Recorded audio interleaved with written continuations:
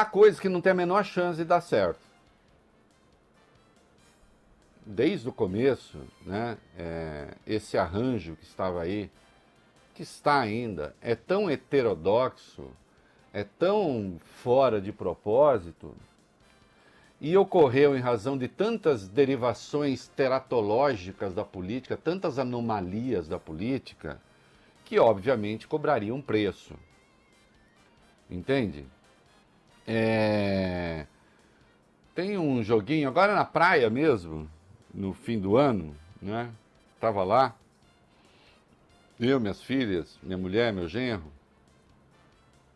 E tem aquele joguinho cujo nome não sei, daqui a pouco minha mulher vai me falar, que você vai pegando cubinhos e vai fazendo. Começou a chover, a gente começou a fazer isso. Vai botando cubinho, e depois você vai tirando um, botando em cima, tirando outro, botando em cima, tirando outro, botando em cima, até a hora que... Brum, né? Se você mexe ali num pilar que é essencial, a coisa desmorona. Você não consegue fazer uma coisa, você não consegue manter o edifício contra a lei da física. A política não é uma lei da física, mas ela também tem as suas leis gerais. Não é? E hoje nós tivemos um desdobramento que estava escrito nas estrelas. Eu acho, ô Fábio Cuba, eu não vou ficar aqui dando uma dividente, né? A gente... Vou. Agora, as pessoas respondem por aquilo que escrevem. Eu tenho um blog, eu escrevo todos os dias, né? Eu tô lá, desde sempre. Tem uma coluna na Folha, escrevo todos os dias. Tem esse programa, falo coisa aqui todos os dias. Que haveria o confronto entre Sérgio Moro e Jair Bolsonaro, isso estava dado desde o começo.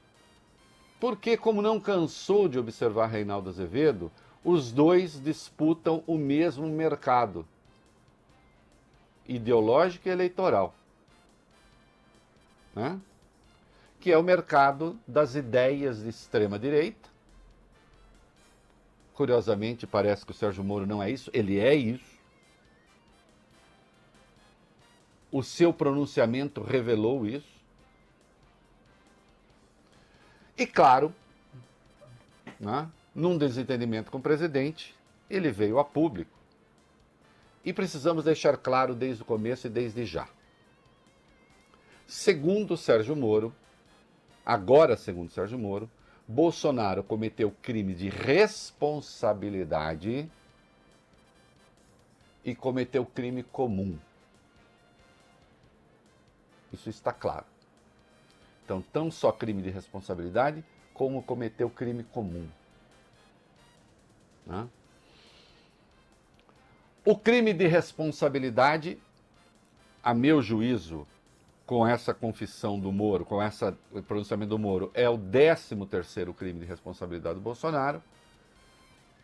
A trajetória desse crime de responsabilidade começa lá na Câmara, só para lembrar. É o presidente da Câmara que aceita, num ato inicial, uma denúncia por crime de responsabilidade. A partir daí se forma uma comissão, tem todo o trâmite. No fim das contas, precisa da concordância de 2/3 da Câmara para que, então, isso possa ir para o Senado. Se aberto o processo no Senado, por crime de responsabilidade, o presidente tem de ser afastado, há o julgamento, e se 2/3 condenarem o presidente, ele perde o mandato.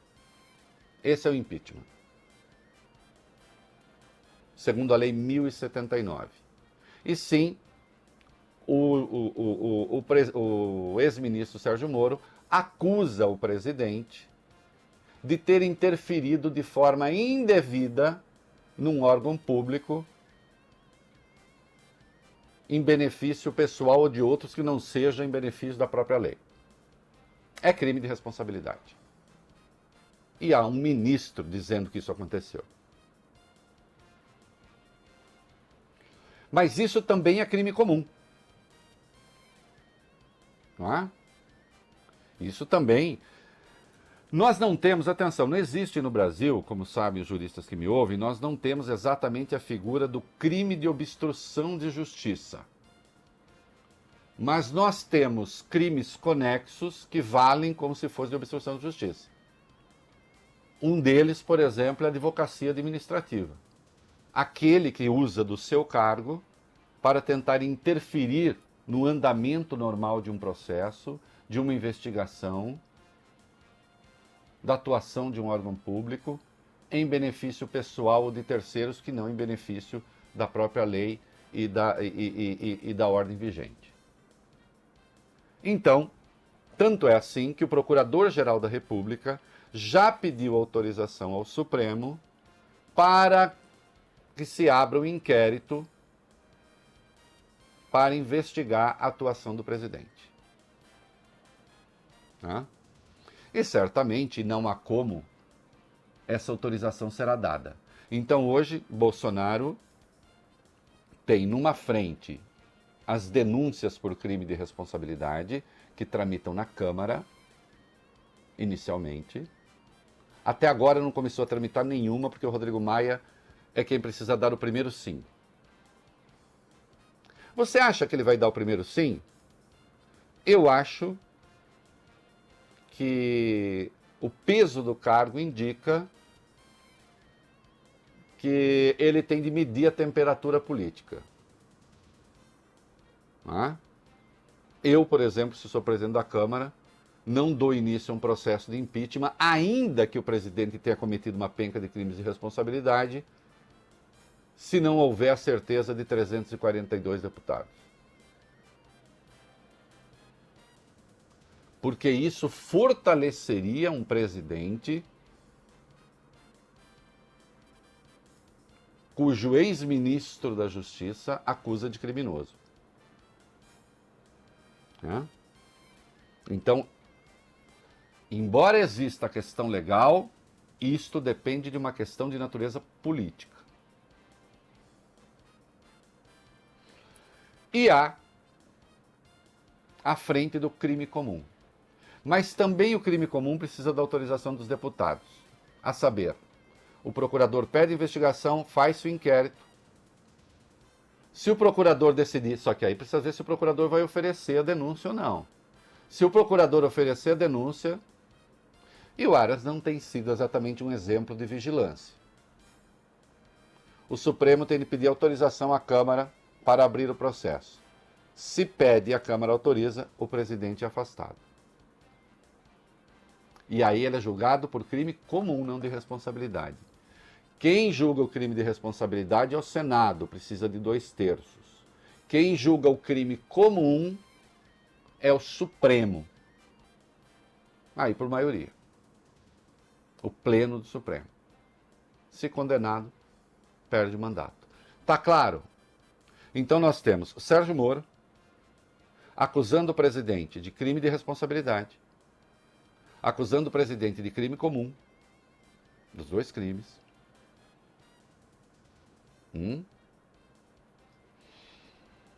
O Procurador-Geral da República pede licença para abertura de inquérito.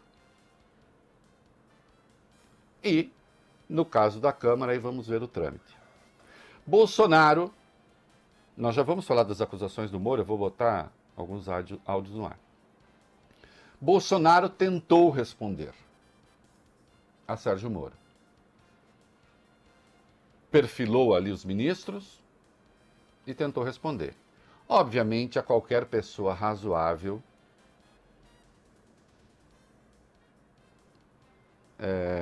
evidenciou-se o inquestionável, o irrespondível. Foi uma resposta desastrada, desarticulada, sem eixo, incapaz de responder às acusações do ministro, envolvendo circunstâncias até da vida pessoal que não tinham nada a ver com aquilo que foi alegado pelo ministro, inventando teses conspiratórias, misturando tudo. Tinha ali desde os namoros do filho 04, como ele chamou, né? Até o fato de que o Moro é desarmamentista. Enfim, uma salada. Falou um palavrão que eu não vou repetir aqui. Um palavrão. Né? Num pronunciamento oficial. É claro que a crise é o momento mais grave dela, ela escalou a montanha, né? As pessoas prudentes vivíamos advertindo para isso. E eu acho curioso que você advertir para a coisa fica parecendo que é só torcida pela coisa. Eu não gosto do governo Bolsonaro. Gostar como? Como é que eu vou gostar? Como é que eu vou gostar do governo Bolsonaro vendo as centenas de mortos no Brasil com o seu ministro da Saúde lá, num momento como esse, fazendo o quê? Um mínimo de decência, de decoro. Dizer assim, não, olha, o ministro da Saúde apoia, ele só não está aqui porque está cuidando dos mortos. Não, ele estava lá. Não fosse todas as declarações infelizes que já deu. Já se tornou uma piada ambulante, piada trágica, sinistra. Né? Não gosto. Agora, eu sempre soube separar muito bem a minha torcida da minha análise. E eu faço com você análise aqui. Eu sempre soube separar muito bem meu gosto da questão técnica. Eu até ousaria dizer que se o Bolsonaro tivesse não me ouvido, mas ouvido pensamentos como o meu, ele não estaria nessa enrascada. Porque essa enrascada não é boa para ninguém, não é boa para o Brasil. É boa? É boa? Será que o presidente, a partir de agora, reúne condições de governabilidade? Para não cair, Bolsonaro terá de ter pelo menos 144 deputados. Vai tentar ter uma margem, uns 200. Quanto ele terá de pagar por isso? Então o presidente, que até havia pouco dizia não faço acordos, não distribuo cargos, não sei o quê. E que olhem, graças à generosidade e ao centro organizado do Congresso, conseguiu aprovar a reforma da Previdência, por exemplo, e aprovaria outras, sem então dando o que se recebe, em vez de reconhecer este bem que ele tinha em mãos,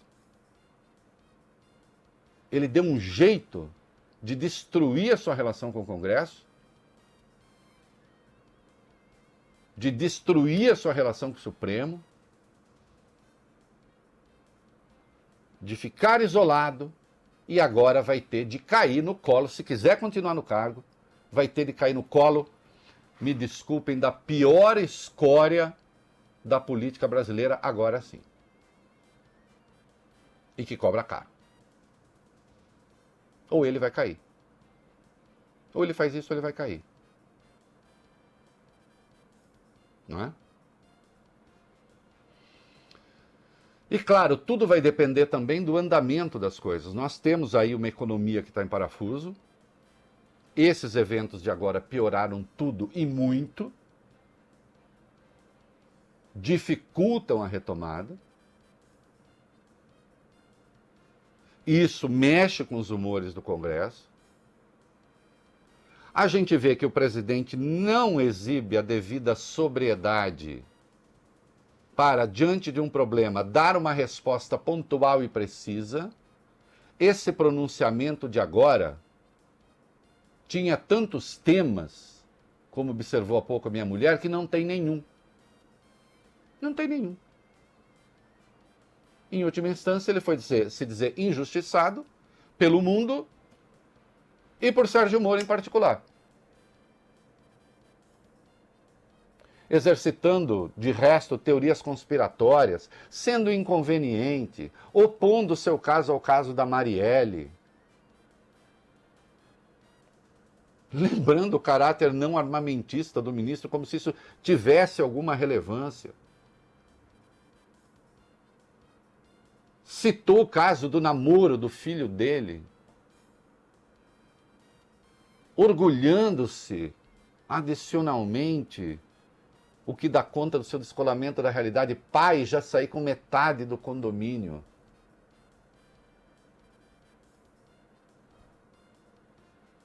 Que importância isso tudo tem? Que importância isso tudo tem? Nada, nenhuma daquilo que ele disse.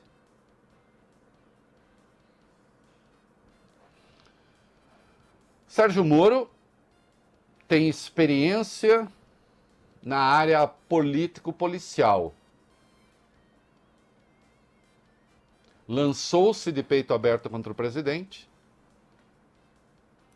chamado eventualmente a exibir provas, talvez as tenha. Eu sei que ele condena sem prova, se ele acusa sem prova, eu não sei. Não é?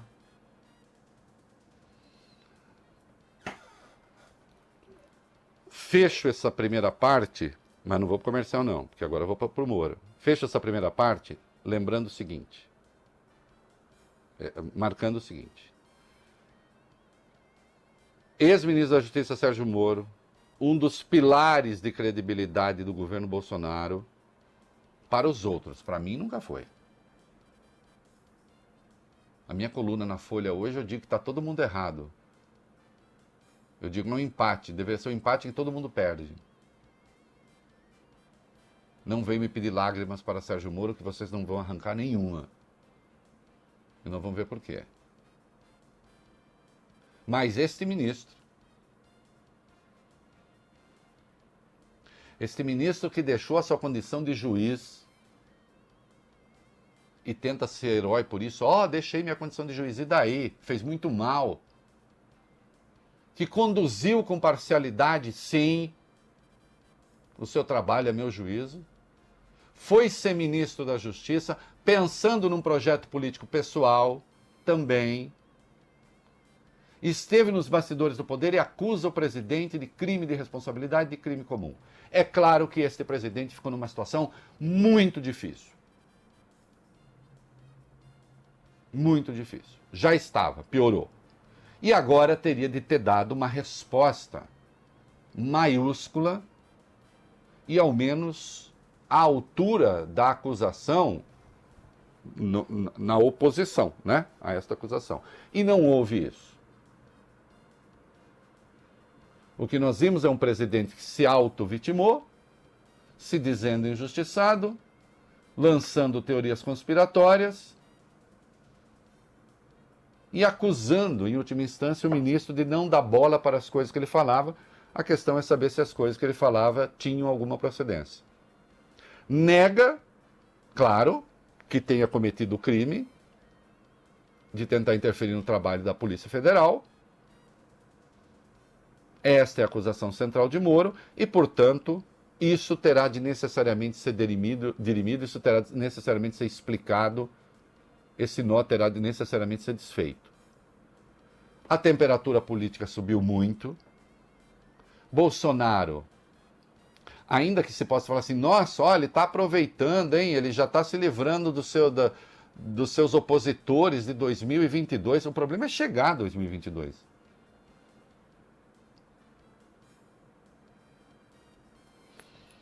Ah, Reinaldo, mas você escreveu hoje que você também teria demitido o Moro. Bom, eu nem teria contratado. Eu pedi por escrito a demissão do Moro no dia 29 de dezembro, 26 de dezembro do ano passado. Dia seguinte é o dia de Natal. Quem é que escreve no dia seguinte é o dia de Natal? Eu, de férias. Falei que o Bolsonaro deveria demiti-lo. Porque a única coisa, uma das poucas coisas boas que o Bolsonaro fez, que foi endossar boa parte da lei anticrime, o Moro foi contrário e ainda atacou o presidente no Twitter de maneira indireta. É claro que a crise subiu a montanha. É claro que ficou muito mais difícil o Bolsonaro manter o mandato. E para mantê-lo, ele terá de pagar um preço muito alto. Ele não. O país, né? Porque, evidentemente, para apoiar um presidente forte, ninguém cobra muito. Tá claro, não? Para apoiar um presidente fraco, aí o preço se eleva. Uma das forças de Bolsonaro é aquele terço da população que está sempre com ele, não sei o que e tal. Os radicais da internet. Esses também estão divididos nas redes sociais. O Moro também gozava do apreço do bolsonarismo. E agora esse racha. É claro que o bolsonarismo ali, ali, o core mesmo, o coração do bolsonarismo, agora vai começar a chamar o Moro de comunista também. Até porque o Bolsonaro deu a senha, né? Ele não é armamentista. Sugeriu que ele é abortista. Dando senhas para demonizar o Moro nas redes. Mas eu creio que o efeito será pequeno. Agora, tá claro isso? Crime de responsabilidade, crime comum. O impeachment se aproximou do Bolsonaro como nunca, né?